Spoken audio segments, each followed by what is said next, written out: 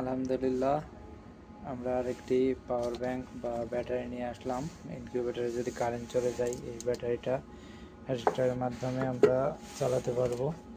এই জন্য ব্যাটারি এনেছি। এখন আমি কানেকশান দিয়ে দেখবো ইনশাল্লাহ কেমন রেজাল্ট দিচ্ছে। কানেকশানের জন্য এই দুইটা এখানে দেখতে পাচ্ছেন, এটা লালটা লালে এবং কালোটা কালোতে কানেকশন করতে হবে। দুইটা কানেকশন করলে এখানে একটা সবুজ সিগন্যাল দেবে, এখানে লাইনটা আসছে। এবার দেখুন, আমরা এখান থেকে ডাইরেক্ট কারেন্ট থেকে টেনে এখানে দিব।